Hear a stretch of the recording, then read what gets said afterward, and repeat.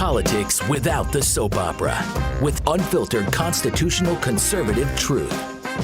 The Conservative Review. And welcome back, Daniel Horowitz. fellow patriots, forgotten taxpayers, and all-around peaceful, loving Americans who care about your communities and your neighborhoods where nobody in politics does. This is Daniel Horowitz at the Conservative Review podcast, and it is Friday the 13th, December 13th. For many of us in this business, it feels like it's always Friday the 13th, a nightmare. Look, I'm trying to put on a smile, but it's tough. It really is, looking back on the last week and a half, and you look at the missed opportunities, and you look at what we could be accomplishing as a movement with this presidency. You look at what they are accomplishing: paid family leave, socialist Ivanka care to all federal workers, not just the military, all federal workers, passed in this NDAA, which passed the House, will pass the Senate next week. Let me tell you something.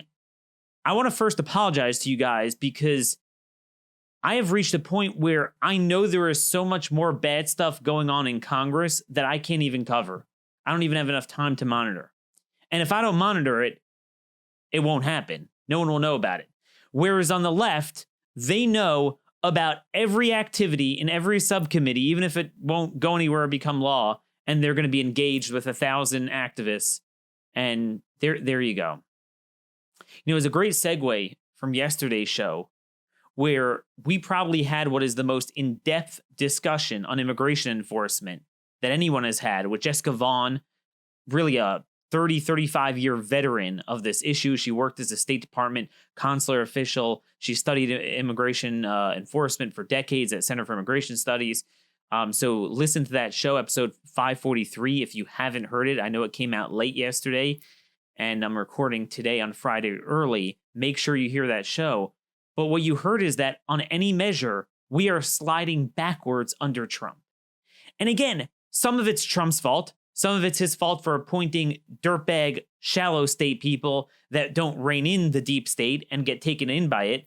Whether it's Pompeo giving aid to the Lebanese Hezbollah, that happened yesterday, as Secretary of State, Secretary of Defense supporting Saudi visas after Pensacola, giving into everything the military-industrial complex wants, whether it's Chad Wolf as DHS Secretary.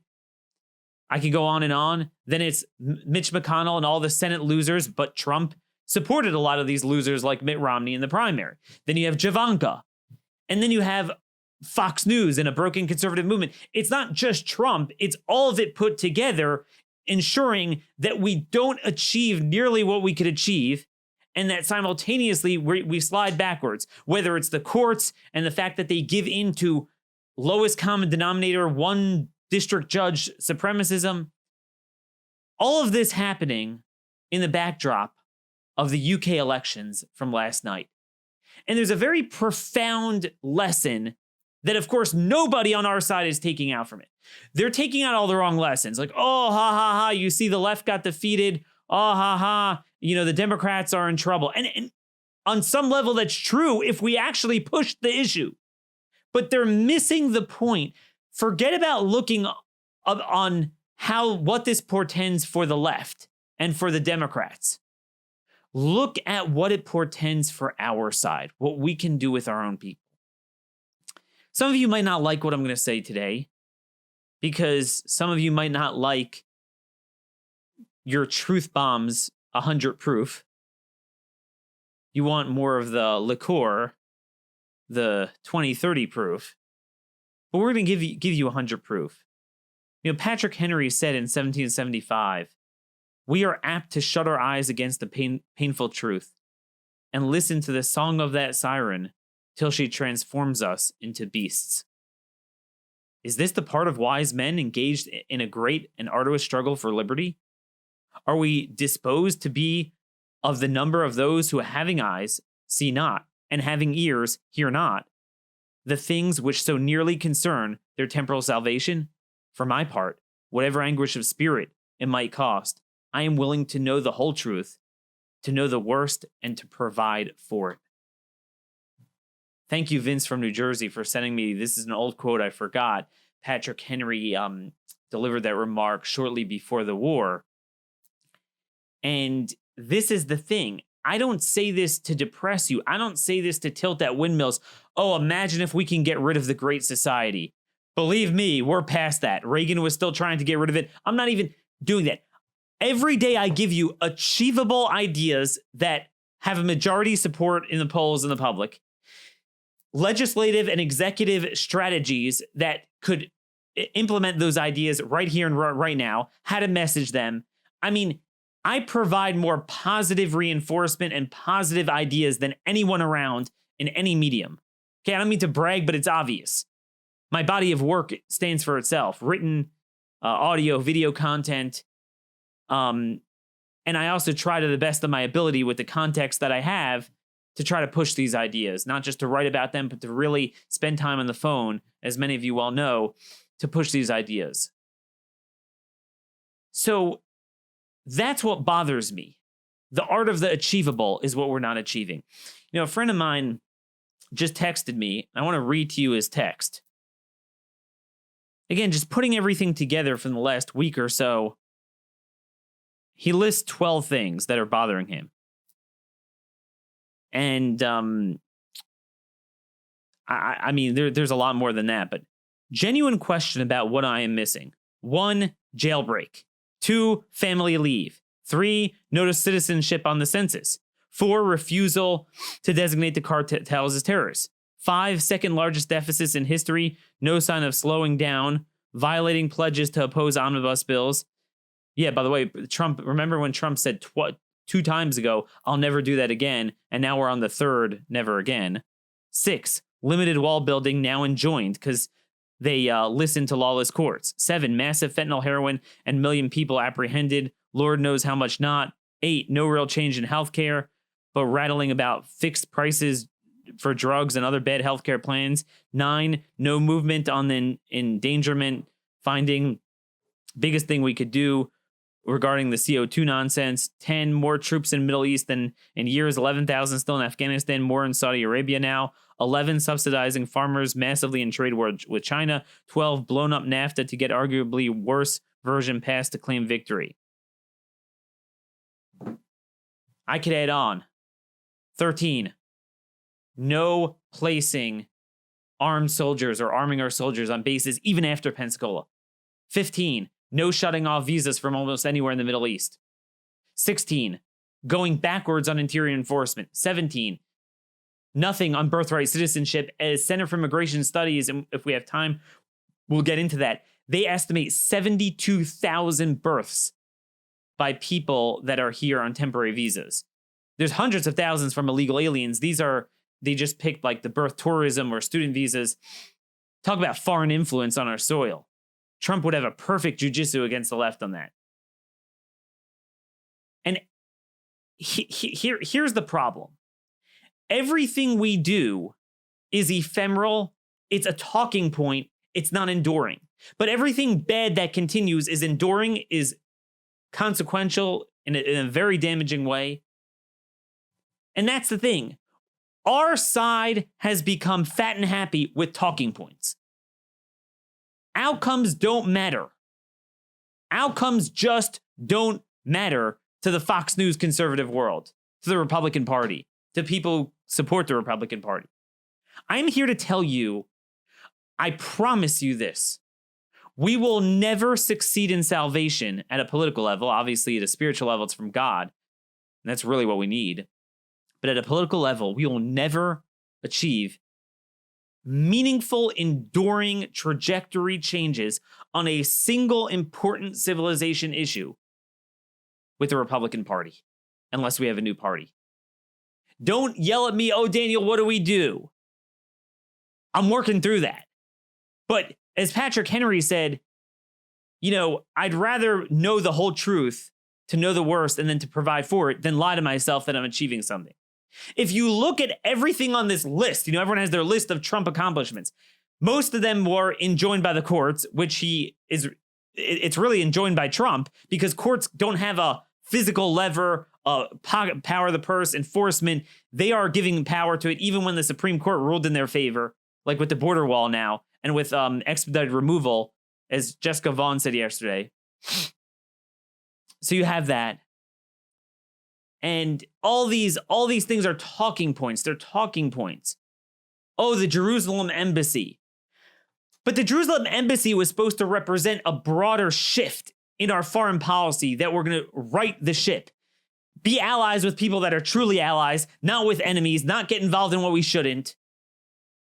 So, yeah, we moved the Jerusalem embassy to the embassy in Israel to Jerusalem, but yesterday Pompeo intervenes to release $115 million in aid for Lebanon. As the Israeli defense minister has said, the LAF, the Lebanese Armed Forces, is Hezbollah. There's a great body of work by Tony Badron. You can look him up. Just Google Tony Badron Lebanon. Great work. How it's 100% Lebanon. Hezbollah, whereas at least Egypt and Saudi Arabia have better leaders now. Lebanon is Hezbollah. I bet you anything. I don't have the information because they won't put it out. But we're wondering who these other foreign military trainees on our soil, where they're from. I guarantee you we have Lebanese Hezbollah.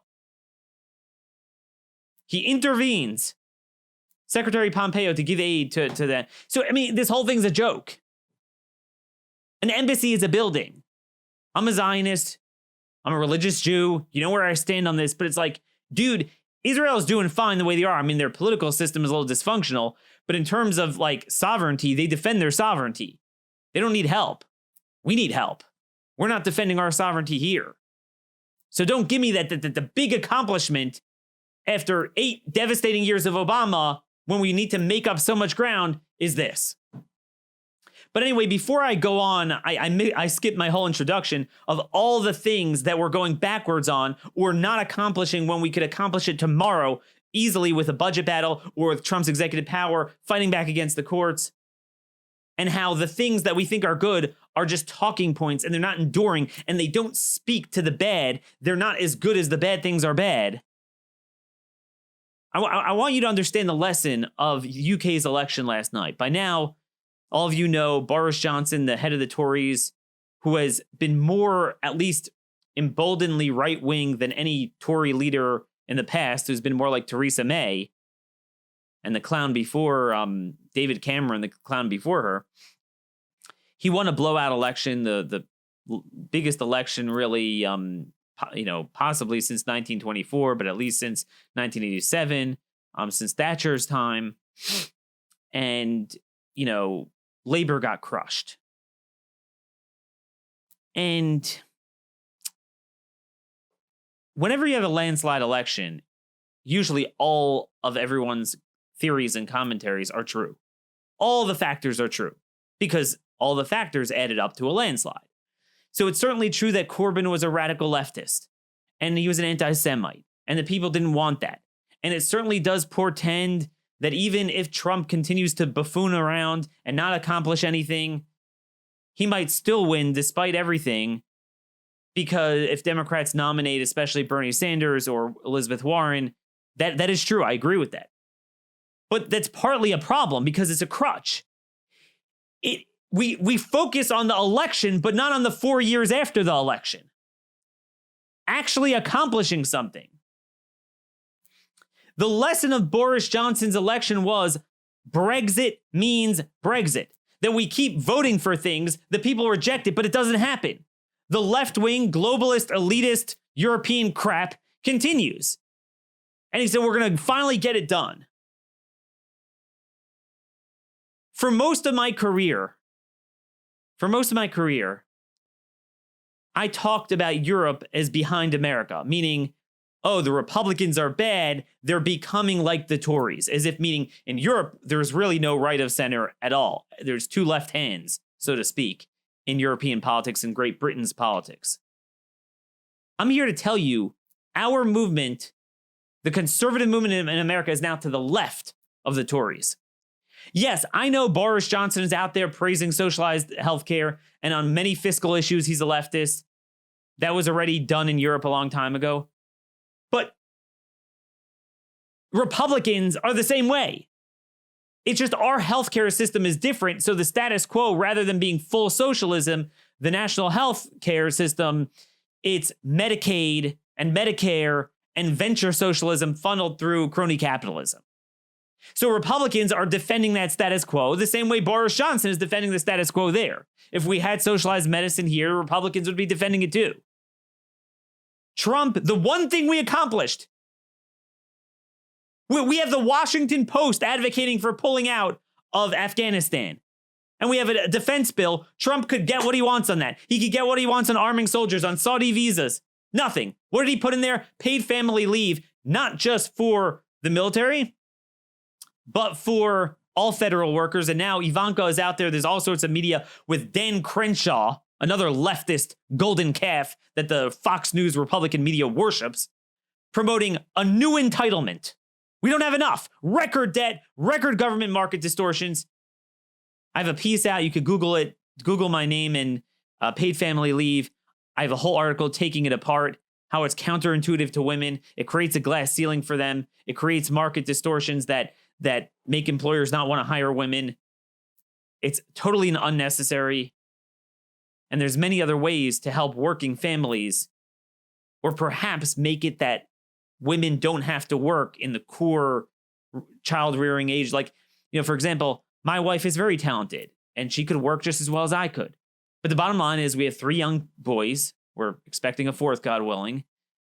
And it's tough at that stage. I mean, I don't know what we would do. It would be chaotic. Ivanka, see, she's like one of these. Why should you have to sacrifice? Well, because we need to build civilization. And the mothers of our civilization are important. That's not less important than men's work. That's even more important. That's a whole nother story I don't want to get into. The best thing we can do is stop the taxation, regulation, litigation, subsidization, and market distortions that all of you guys support so that Americans wouldn't have to pay, according to the Competitive Enterprise Institute, roughly $16,000 a year in the price of regulations that have not been dealt with. For all the regulatory reform Trump has supposedly done, it hasn't touched the big ones. And most others, the courts got involved and he listens to them. Talking point versus outcome. So this is all a long way of just saying Republicans are just as bad on fiscal issues as the Tories.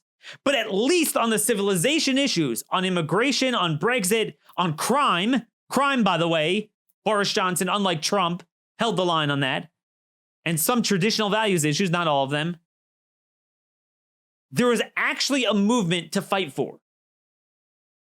And I was asking myself, how did it become like this? How are we worse off than the Europeans now? And I think the answer is this. Tell me what your theory is, but my theory is this. All politics has soap opera, all politics has drama. But everyone knows nothing is like America's politics. I mean, you look at the election season for Great Britain, most of these places, it's 6 to 8 weeks. Our election seasons are now 2 years long. They start when the previous one ends. Politics is a blood sport in this country. Politics and commentating and commentary and videos and shows and writings, it's become an industry in itself. I don't just mean the industry of crony capitalism like healthcare and, farming interests and ethanol. I mean the actual commentating is an industry. It's become an ends to itself, much more than in any other Western democracy. So in Europe, there might be some commentating, there might be some soap opera, but there's an element left that still people care about something. Brexit means Brexit. We voted for it and I want it. So there was a movement to demand outcomes, success, results on certain issues. Whereas here, Trump won, Trump, impeachment. It's going to go, it went on for 4 years. It's going to go on the next 4 years. And results don't matter. We have the worst border crisis under Trump. We have the fewest, as Jessica Vaughn said, deportations under Trump. We have the worst judicial supremacism under Trump. And again, a lot of it is not initially his fault. It's the reaction to Trump. So sanctuary cities came about. The judges engaged in civil disobedience. I don't blame Trump for that. But you have to respond to it. You have to have a reaction to it. You can't just say the dog ate my homework. We're not ever going to succeed until we get 535 seats in the House, 100 seats in the Senate, and 870 federal judges. That's how many federal judges there are. You can't say that. Okay, enough with the excuses. We need, there's sanctuary cities. You're the federal government. You could stop that tomorrow. Oh, the courts. The Supreme Court literally said you can't get standing to sue against the border wall. So in a different case, a Texas El Paso judge gave standing, and they're like, yeah, the border wall is on hold. No, you're putting it on hold. We need a movement just like Brexit means Brexit. MAGA means MAGA.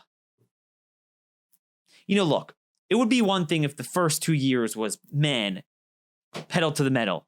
Every budget bill was Republican, when I say I mean a Republican platform, spending priorities, ICE funding, the wall, everything we should have gotten done, sanctuaries were dealt with. Welfare reform, as we promised. And then, in comes the Democrats. They win back the House at the midterms. You're like, all right, the Democrats are putting us on hold. Even though, mind you, when Republicans controlled just the House, we were like, well, what do you mean? It's just the House. The Democrats have the Senate and the White House. There's nothing we can do. But, okay, there's one thing. They put us on hold. All right, Daniel, now they have control of the House. They're pushing impeachment. We got to fight this. But I'm telling you, we'll win back the House next term, and the next 4 years will be like the first 2 years. But no, we know how this show ends. Results don't matter. We have a budget bill that they're going to increase spending by $320 billion, increase spending, record spending for HUD, Department of Education, you name it. Nothing for ICE, detention and deportations.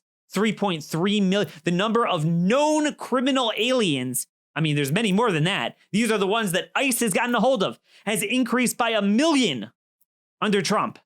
And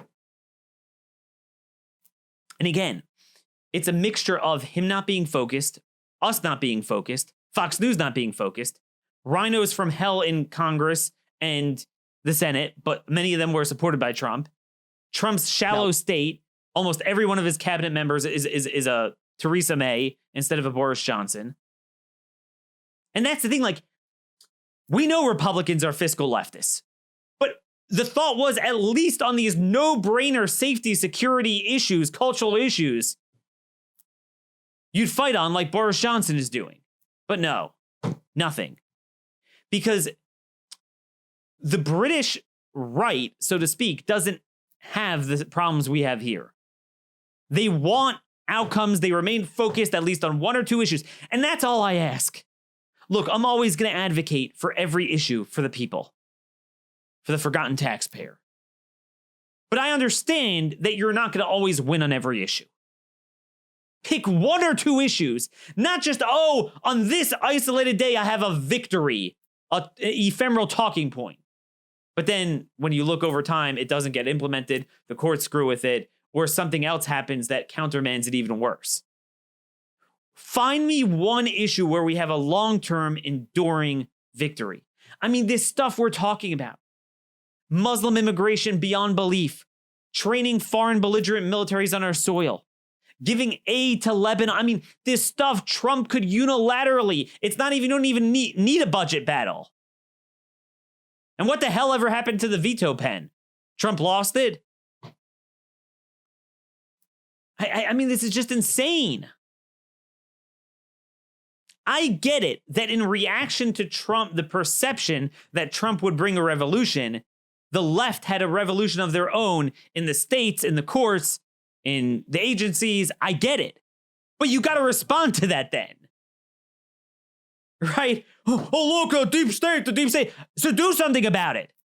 But we just want a talking point. Even the few times that some of the mainstream conservative media will use some of my statistics on immigration or this or that, it's not for the purpose of pushing an enduring, consequential legislative or executive budgetary fight to achieve a result. It's to have a talking point to respond to that liberal commentator on Twitter. So, I'm just going to blow up today. I'm sorry. Got to keep drinking because of this kidney stone. You look at the budget. Again, we have a budget bill and a 4,000-page NDAA intersecting with all of the issues that we have stories for in the public and nothing. I have stories. There's about, from what I've seen, 10 cops have been killed by repeat offenders let out from jail this week. One of them, this Henderson guy, 21-year-old in Houston. 2 cops were killed in Houston. Repeat offender, bonded out. I want you guys to take a look at this video. Take a look here. And those of you who are audio, you could listen through audio. Listen to this video of this guy, Dwayne Henderson, bonding out of jail earlier this year, bragging about how easy it is. Hey, man, you know what the going down, man? Y'all thought the kid wasn't coming home, huh? Over 3 counties, over 3 different bonds, 3 cases. Look at this. 120,000. Get that. Zoom in. 20,000. He got 2 more cases.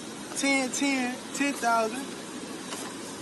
Hold on. He got the other 20,000 one. On Crip, he got to 50,000. Come on, man. Y'all book me. And the kid still back at it, man, like a crack at it. Straight gas. Straight gas. Get my essay on that. As soon as I come on. Listen to that. That is the criminal justice reform we need. Yet this guy, after that, this week, killed a female cop, was caught, and a dirtbag judge gave him bond, $150,000. He'll likely only have to post $15,000, 10%, and he'll be out even after jumping court dates in his past and then killing a cop, capital murder charges for cop killing in the state of Texas. And Trump is talking about, too many people locked up, the First Step Act, and now he's talking about a Second Step Act. Literally, Google it. Second Step Act. It's a piece of legislation for criminals before enacting a first step for victims of crime and law enforcement, as he promised. Boris Johnson held the line on this. Mr. President, we need a little bit more Boris Johnson and a little less Theresa May. And again, when I say Boris Johnson, I mean knowing that he's a liberal on fiscal issues, but at least a couple issues. That's all I ask. And again, Trump, to his credit, would go along with us if we push him on it. But if you don't, he'll go along with the swamp. And he'll be part of the swamp. Add to the swamp. Paid family leave. That's the one thing they're accomplishing between the budget bill and the NDAA. For federal workers, as if they don't get enough fringe benefits. Unbelievable. You look at the benefit package, the retirement, the healthcare, I have everyone on my block works for Social Security because the main headquarters is in Woodlawn, Maryland. And it's like an old joke here. They're always off. They're always home. Some of them accrue like 3 months of vacation time a year. They don't even know what to do with it after working there 10, 15 years. None of us get that. And now you need more paid family leave?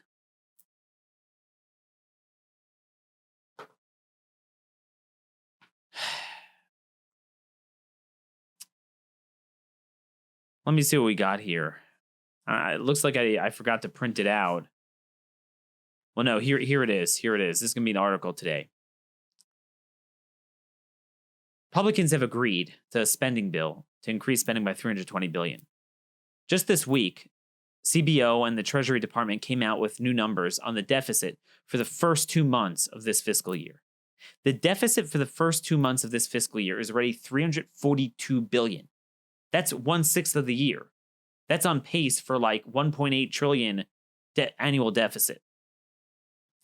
I said to myself, you know what? I'm wondering what the deficit was in the first 2 months of Obama's first year in FY 2010. That was at the pit of the deepest recession in several generations. Unemployment was at 10%. Revenue was in the toilet. So you expect big deficits. Okay, deficit now is $342 billion. For that period, it was $296 billion. Maybe if you adjust for inflation, it's roughly the same. But that was 10% unemployment. Now we have 3.5% unemployment. We have record revenue. Listen to this. Whereas for the first 2 months of Obama's first year, revenue stood at $269 billion. Now it's almost double at $471 billion. But here's the difference. Whereas spending was at $566 billion, then it's at $814 billion now. And yes, a lot of it is autopilot, automatic increases from Social Security and Medicare. But you know what went up even more? Medicaid. Thanks to Republicans. Department of Education spending. And then military spending, which is nothing but handouts for Islam in the Middle East, rather than at our border countering China, air and naval superiority, instead of doing for others. What happened to America first? He said he was going to pull out of Afghanistan. Oh, it's too hard. I don't know. The generals don't want me to. But now you have the Washington Post and both parties clamoring. Everyone is clamoring for it. And you have a defense authorization bill. No, another $72 billion for overseas contingency operations, aka urban renewal in Kabul and Baghdad. I'm a hawk. I'm all for beating enemies. That's not what we're doing. At what point do results matter? On anything. And again, I'm not just like speaking in the abstract. We have opportunities. Pensacola, Jersey City, which turned out to be that's a great jailbreak opportunity to fight against that, and guns. The Democrat gun control agenda. The budget bill, the NDAA. Oh, Daniel, we're too busy with impeachment. We can't focus on issues. Not true. Oh, they focus on issues when they want. Believe me. They got in paid family leave in that NDAA.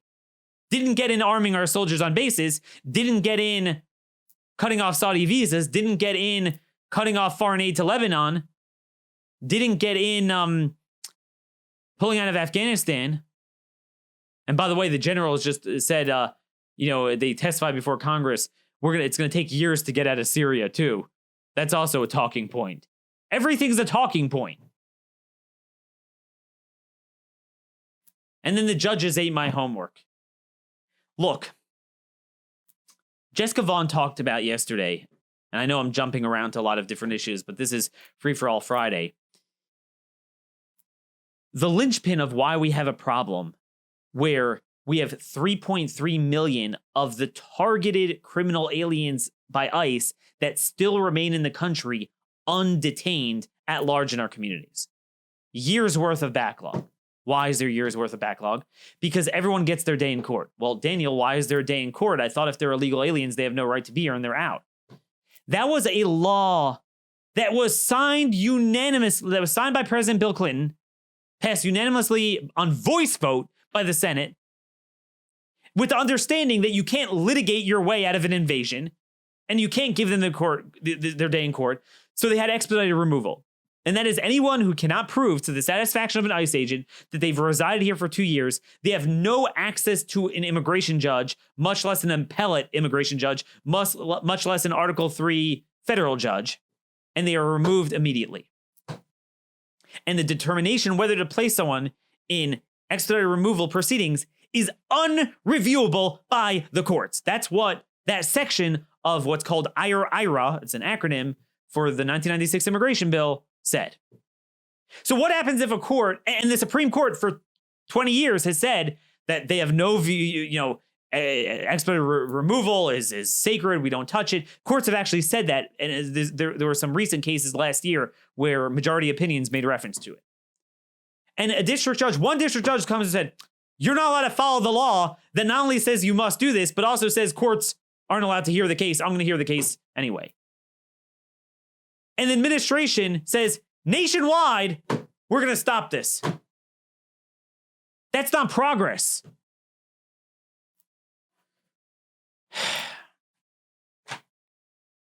I don't know what to tell you.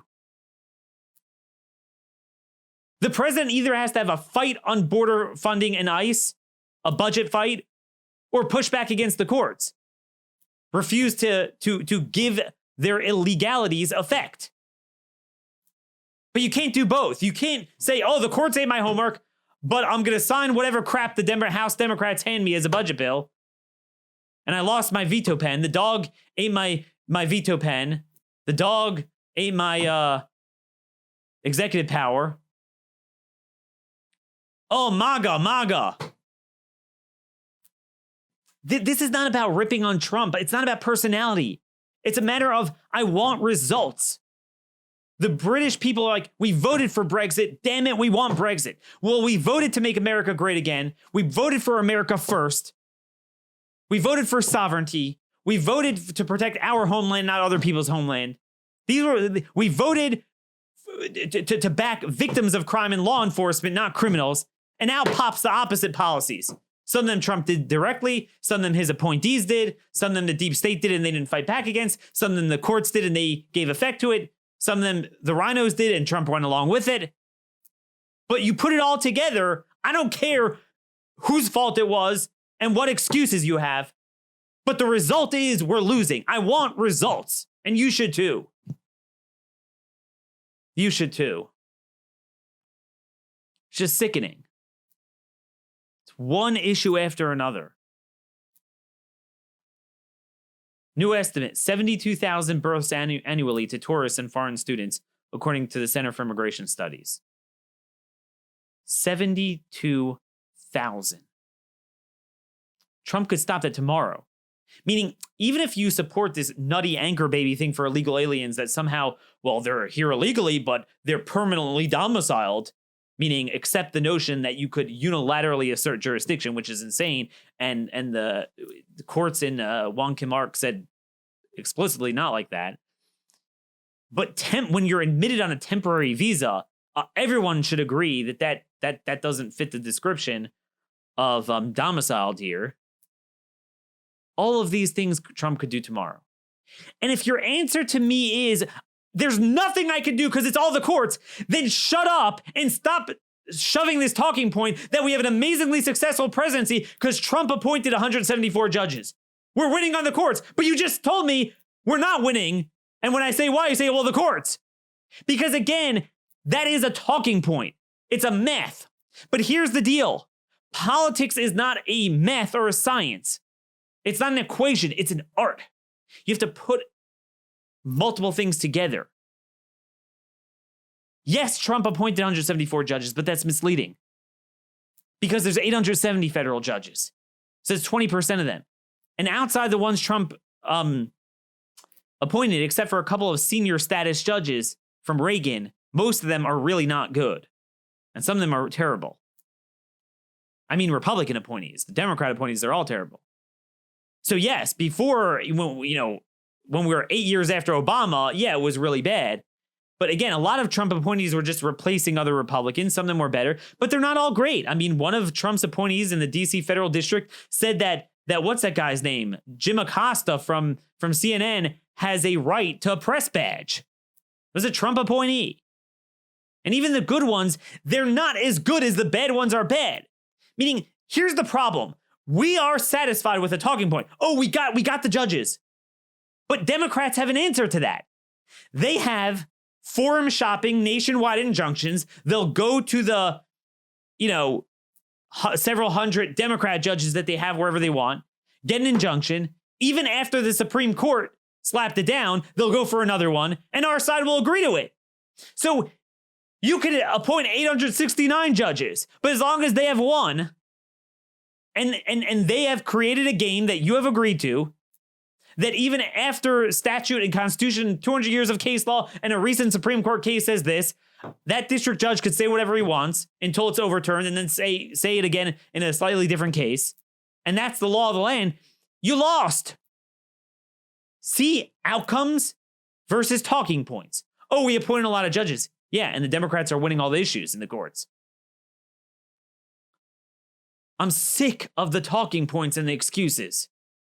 When are we ever going to focus? See, look, if people told me, look, Daniel, just hold your hat. Hold on. We got to fight impeachment for the next 6 months. But if Trump wins re-election, they win back the House, which is increasingly less likely that they'll win back the House because of the retirements. Let me tell you, then we're going to do a lot of this stuff. Do you really believe that's going to happen? If I did, I could wait. I could wait. But it's not. Because we saw what happened the first 2 years, and it's going to happen again. Because anyone associated with the conservative movement and the Republican Party in America at a professional level, it's all about the show. It's all about the circus. It's all about the soap opera. It's all about earning a living as an end to itself in the political business. It's not about results. We need to make MAGA great again. And everyone's talking about like Trump being reelected is like the reaffirmation of Brexit. Like Boris Johnson, you had Brexit and Boris Johnson. So like, oh, we'll have 2016 and 2020 in America. But that's not a reaffirmation of it. A reaffirmation of it is Brexit means Brexit. MAGA means MAGA. It doesn't mean Trump being elected. It means implementing the damn policies. For goodness sakes.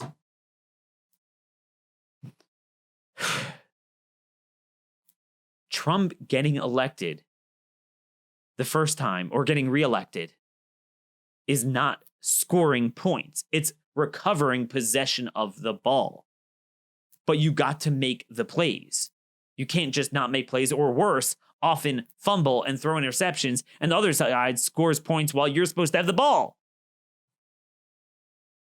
I can't play this game anymore. I'm sick of it. We need a new party and a new movement to coalesce at least in one county and to try to take over one state. Maybe we all move to Florida. Take a guy like DeSantis and make him even better. And elect better people to the legislature. I don't know. Maybe that's the solution. One place. That's all I ask. One enduring victory. Show me one enduring victory. Not just like a temporary cute talking point, but an enduring victory. We're on a trend line, not just like in one given day, like a stock market ticker, like we went up. No, an enduring trend line.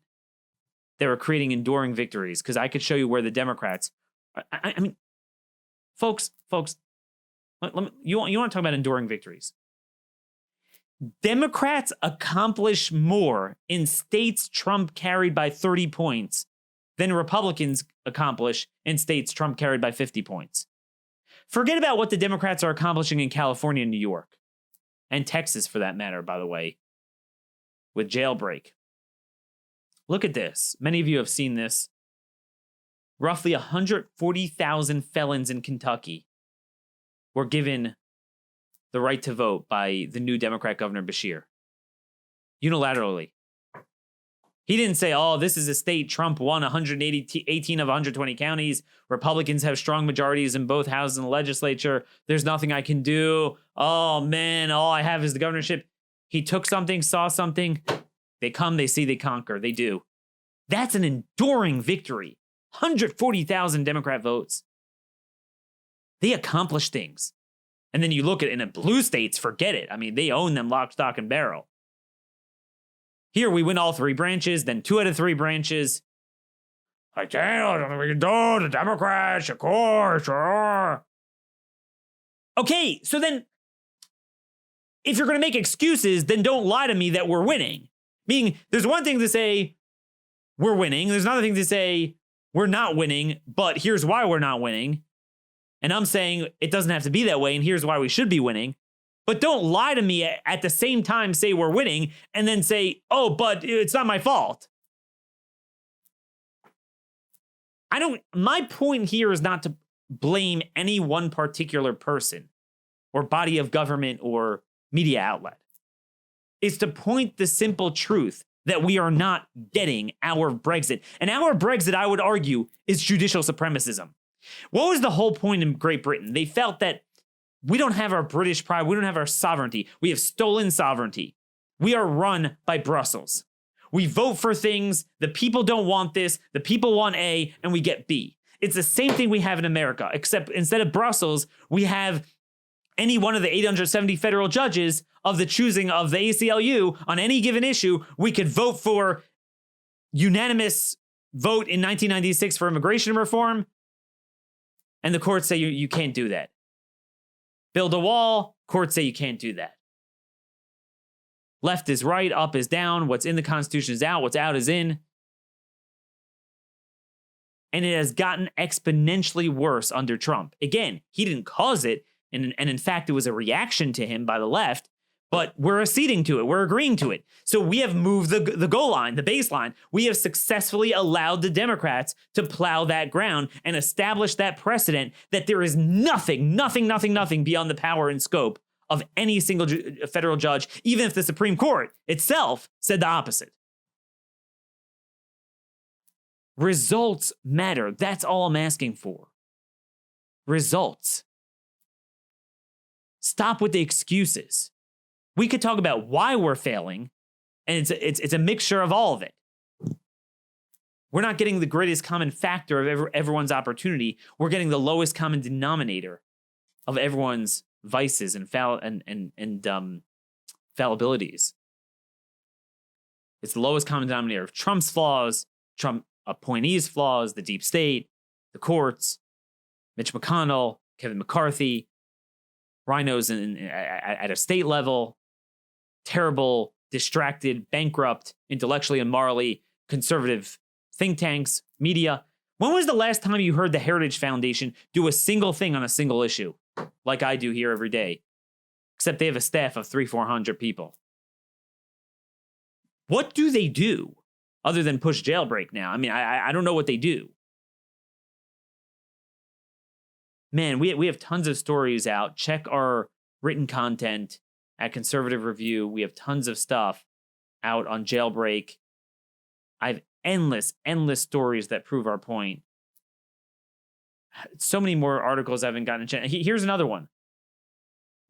Pew did a report. Remember how we said you talk about demographics being destiny. You talk about enduring victories. So we talked about Muhammad now being in the top 10 list of boys' names in the U.S. So they put out Pew put out a study of the average household size by religion. And it shows Christians are 4.5, Jews are the least at 3.7. I guess that's an average of 1.7 kids. Because most Jews are pagans and extremely secular and aren't Jewish. My circles, they have 1 million kids, but it's not that many. But Muslims are at the top, average of 6.4. Demographics is destiny. What do you call a weak, non-existent Christian base and a thriving Islam? Well, that's Europe. Welcome to America's future. Except there's one difference. Yeah, at least in Europe, there's enough people, at least in Great Britain, if not in other countries, but at least Great Britain, that they're still willing to fight for issues. See, here, this will go on in perpetuity. The worse it gets, the more talking points I have. Because in America, politics is a soap opera and a way of earning a living for people on the right. So all of these issues will continue to get worse. Oh, but vote Republican, and here's my talking point. You could kick and scream and say, Daniel, what do we do about it? But I challenge you to debunk what I just said. Is it not true? Because the first step in rectifying a problem is identifying the character, nature, cause, and true severity of the problem. And if you say the problem is that we're not electing enough Republicans, and just one more election, well, the next election is the most important, I can't help you. You're on drugs. I mean, I'm sorry. You just take heroin. Take cocaine. Your brain is fried. Or you're just not paying attention. But I think most of you are paying attention, and you know this is true. You know in your heart that we will never, ever succeed unless we have either a new party, a new movement, or some sort of partial equivalent to that. It has nothing to do with Trump even. It's just it's not that Trump destroyed it. It's the opposite. Trump on paper is open to more things than any Republican leader we've had in the past. And nonetheless, we're still failing. Because Trump is a reflection of the broader party and movement. If we had a movement, Trump would be a great president. But then again, if we had a movement, we probably would have had someone else who would have been more competent in articulating and implementing this stuff. But nonetheless, we got Trump. Every day with this man, there are opportunities that we could easily, I don't mean things that are like, imagine if we abolished the entirety of third-party payer healthcare. I mean, smaller, achievable, bite-sized things that you could both implement and have positive results and also use to marginalize the left and win elections. I mean, you could get both. This is the thing with Boris Johnson. He harnessed the public consciousness on a very definitive issue that mattered, and that exposed the radicalism of the left. Here, rather than exposing the left for letting out other countries' criminals in the millions, letting out our own criminals from jail, and then taking away our guns, we're like, we need criminal justice reform. We need immigration reform. I mean, to this day, the Trump administration is not threatening to veto an amnesty that's on the level of what we did in 1986. Big amnesty bill. And in fact, according to one Republican supporter of the bill, Newhouse from Washington State, Trump supports it. See, that's the thing.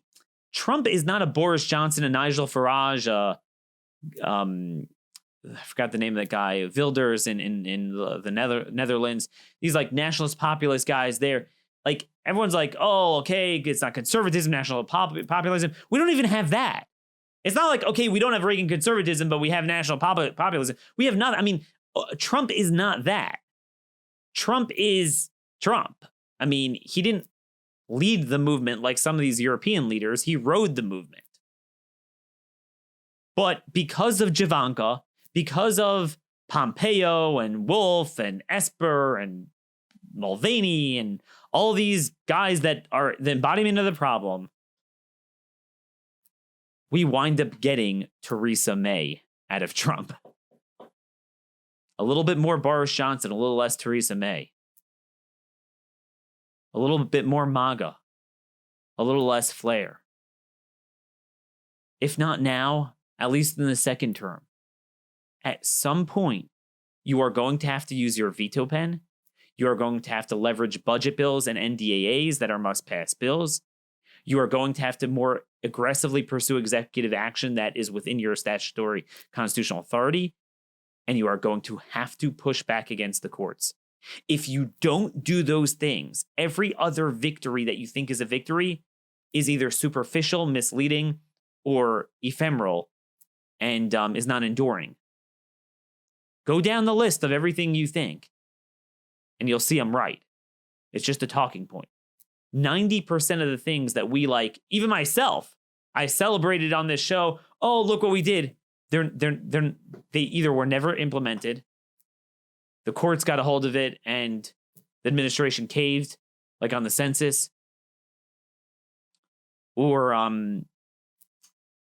other bad things the left has moved on from that made that victory moot. Because remember, the left doesn't accept talking points. They demand results. So let's say Republicans Trump successfully does A. Well, the Democrats aren't going to sit and take it. They're going to come up with an innovative strategy to neuter that. So you have to come up with C to neuter what they did with B. But no, the difference is, well, I already got A. I got my talking point. I appointed the judges. Well, the left is winning on the judiciary despite that, because they found many innovative ways of doing that. So what's your response to that? Well, Daniel, are you not happy with the amount of judges we appointed? Here, let me go on Twitter and tweet it out. Oh. We have a pathetic movement that has become more pathetic than the British Tories, and that should scare you all. Look, the truth sets us free. Knowledge and truth is power. We need to empower our forgotten citizen, our forgotten taxpayer, our forgotten American that is sick of our stolen sovereignty, sick of the security problem, sick of the crime, sick of the racist agenda of the left that's not being countered properly. We're sick of funding other countries' problems, but not our own. We're sick of venture socialism. We're sick of licentious values. We want our country back. We want our history back. We want our traditions back. But we don't want that back in a talking point. We want results. Brexit means Brexit. MAGA should mean MAGA. Thank you for listening. Have a great weekend. Till next Monday, God bless you all, and Thank you.